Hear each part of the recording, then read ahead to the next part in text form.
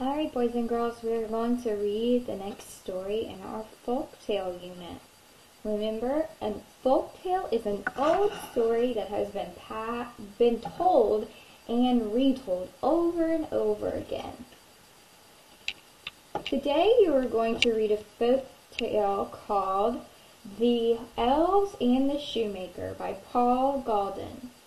He has written and illustrated The Gingerbread Boy. Remember, we read The Gingerbread Boy yesterday, and this is going to be the same authors. Authors and illustrators may make many books that are the same in some ways. How are these? I want you to look at this book and this book. How are these covers alike? Just think about that. Now, on the cover of The Elves and the Shoemaker, what we're going to be reading today, what do you notice about the elves? Let's read to find out what happens to the elves.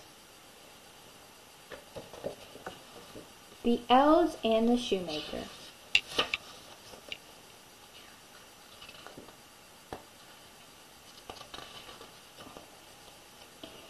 There once was a shoemaker who, through no fault of his own, became so poor that at last he had nothing left but just enough leather to make one pair of shoes.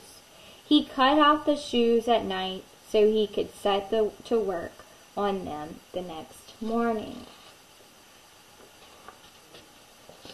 Because he had a good conscience, the shoemaker laid himself down in his bed and fell asleep at once.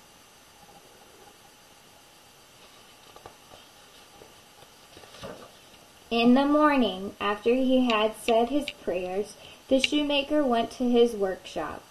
There he found the pair of shoes made and finished, and standing on his table. He was very much astonished and could not tell what to think. He took the shoes in his hand to examine them more carefully. They were so well made that every stitch was in the right place, just as if they had come from the hand of a master workman. Now, what do you think, or who do you think did that to the shoes?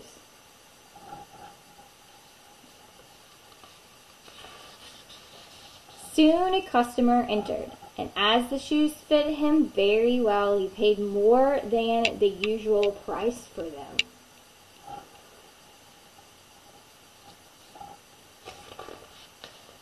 Now the shoemaker had enough money to buy leather for 2 more pairs of shoes. He cut them out at night and intended to set to work the next morning with fresh spirit. But that was not to be, for when he got up, they were already finished. A customer soon bought them and gave the shoemaker so much money that he was able to buy enough leather for 4 more pairs.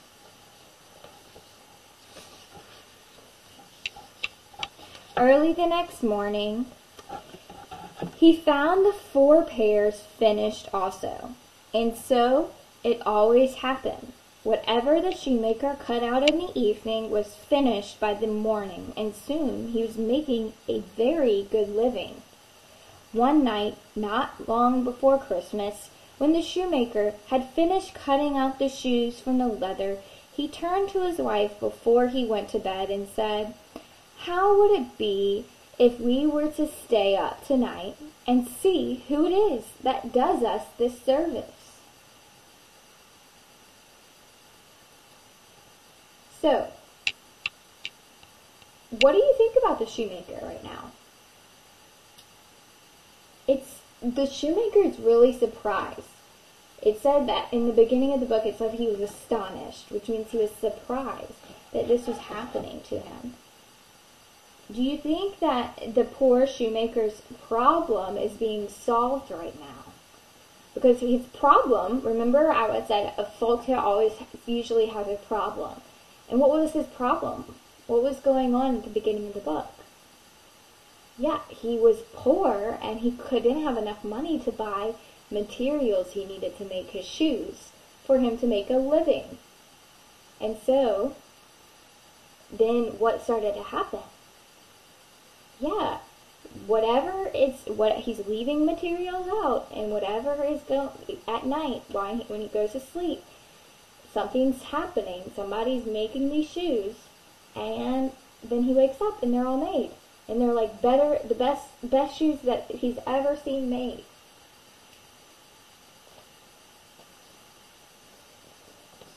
How do you think they're going to find out who's making the shoes? Do you think that if they were up to see it, those people would make the shoes, or whoever is making the shoes would make it still? We'll see. His wife agreed and set a candle to burn.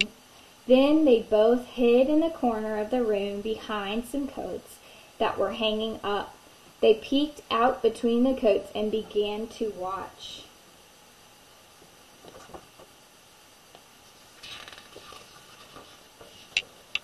As soon as it was midnight, in came two neatly formed naked little elves. They seated themselves on the shoemaker's table, took up the work that they already prepared, and began to stitch, pierce, and hammer the leather. The elves worked so cleverly and quickly with their little fingers that the shoemaker's eyes could scarcely follow them. So full of wonder was he. So, these elves just amazed the shoemaker. What do you think is going to happen? Do these elves seem like good elves? What do you think? I think they're pretty great elves. They seem really kind, and they're going at night to make shoes for somebody else, and not really needing anything, they don't need anything else. They're not expecting like money or a reward. They're just doing it to help the man. The elves never stopped until the shoes were finished and were standing ready on the table. Then they jumped off and ran off. The next morning the shoemaker's wife said to her husband, "Those elves have made us rich, and we ought to show them how grateful we are. With all their running about and nothing to cover them, they must be very cold." She smiled. "I tell you what, I will make little shirts and coats, waistcoats, and breeches for them, and knit each of them a pair of stockings. And you shall make each of them a pair of shoes."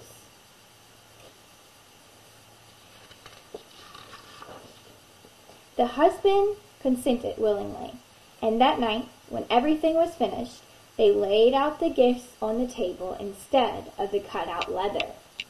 Then they hid themselves so that they could observe how the elves behaved when they saw their presents.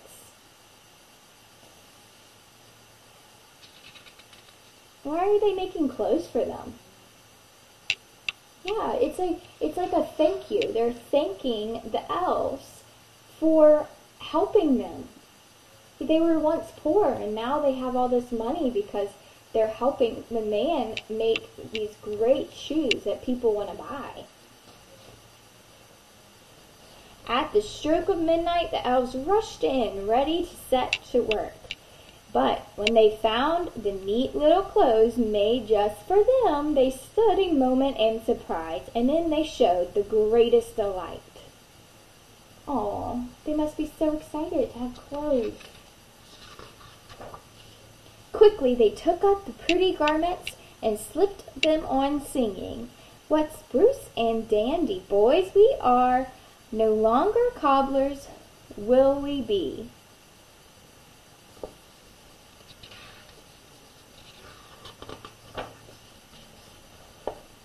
They hopped and danced about, jumping over the chairs and tables, and as they danced out the door,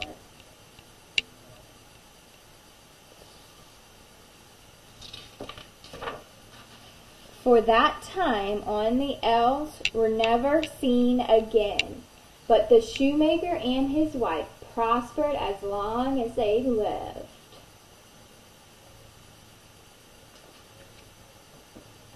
So, boys and girls, did you like the ending of that book? What on the at the end? What do you think is going to happen to the shoemaker? Because the elves, once they got their clothes and stuff, they ran off and they didn't come back. It seems though that they helped the man get back up on his feet, which means they helped him get back to where he needed to be successful. And once their job was done, they left. And as a repayment, the shoemaker and his wife made them some clothes. And it was just such a happy story. The story teaches us a lesson. Can you think about the lesson that it's trying to teach us? It feels good to be kind, right? And when others are kind to you, you are kind to them. Or when you are kind to others, they are kind to you. An act of kindness can change a person's life. Think about that. The kindness that these elves showed changed the shoemaker's life. How did it change the shoemaker's life? Boys and girls, this is a wonderful lesson that can teach you so many different things about life and how important it is to be kind and how your kindness can go a long way. So today, after you listen to this story, I want you to talk with a family member about this lesson that it was teaching you. And I want you to discuss how you think that this kindness can help the world around you, and how you can be kind and help others around you, and how it can maybe help somebody else and change their life. You're not too little to be kind, and you're not too little to change somebody's life for the better. Okay, boys and girls, I look forward to reading the next folktale with you. I hope you enjoyed this story and this lesson that the elves and the shoemaker taught.